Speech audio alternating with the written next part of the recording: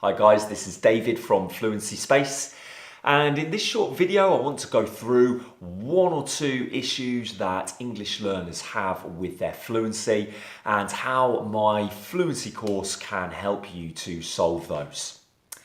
Now, the first major problem that you may find that you have with your fluency is you may find that you are really happy with your solid vocabulary base, but when you come to a meeting or an interview or any other active spoken English situation, you may find that you cannot use that more difficult vocabulary.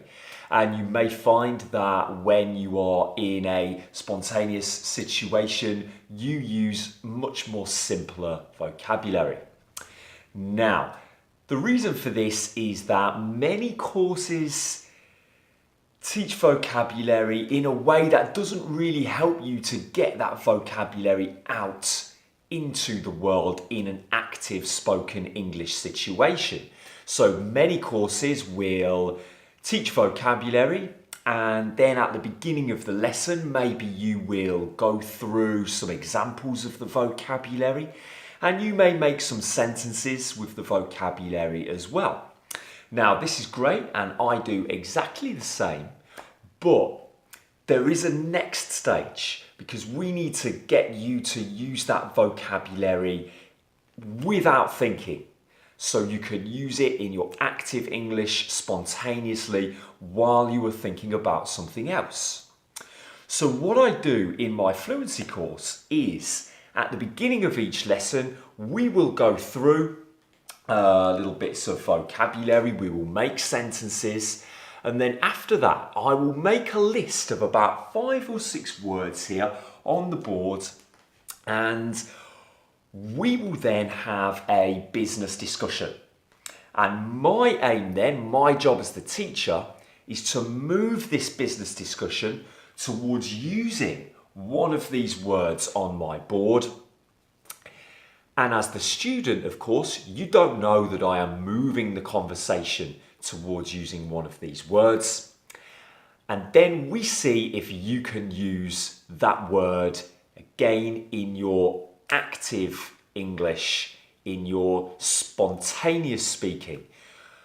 And when we do that, we tick the word off on the board and we see if we can tick off all of the words on my list. And what this does is it just helps you to start using these words in situations that are not controlled and situations that are more active and more spontaneous, if you like. Now, the second major issue that English learners have with their fluency is they may find that they always make the same grammar mistakes. And you may have the same issue yourself. So it may be something easy. Maybe you know very well that you need to include the S on the end of a word when it is a plural, but maybe you forget to do that every time when you are speaking in your active English. Again, in the presentation, in the meeting, the S may be completely forgotten. Now, the way that we can solve that problem then is exactly the same as what we did with the vocabulary. So I would quite simply write a great big S on the board there, and we would have our big discussion. And every time we use a word that needs an S on the end, if you get it right, I'll do a tick. And if you miss it, I do a little line. And what this does is it helps you to draw your attention towards using this S again in your active spoken English where we are having a discussion about a business topic.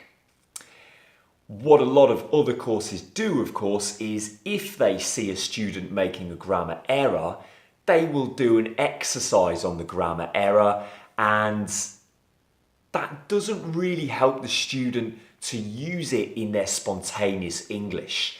An exercise is only really useful if you do not understand how to use a certain grammar point. If it's a grammar point like adding the S on the end of the word, of course you know that you need to add the S when you are using a plural noun or when you are using a verb in the third person singular.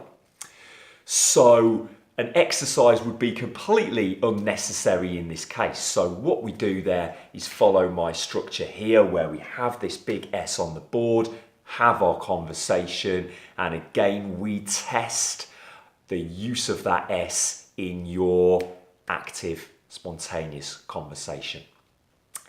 Another issue that a lot of English learners have is that they sometimes find that they only use simple grammar structures in their speaking. So maybe you are quite good with verb tenses, maybe you know how to use the present perfect tense or the present perfect continuous. Maybe if we did an exercise on the present perfect continuous, maybe you would receive 100% and get everything correct. But when you come to speak in your active English, again in the presentation, in the meeting, maybe you only use simple verb tenses like past tense and present tense. Now the key here then is to find certain key instances where you will need to use these more complicated tenses. For example, if we talk about conditional tenses, if we talk about using the conditional, the third conditional, for example, we normally use that when we talk about opportunities which we have missed or opportunities which we have taken. So again, the structure here would be, we would revise the third conditional.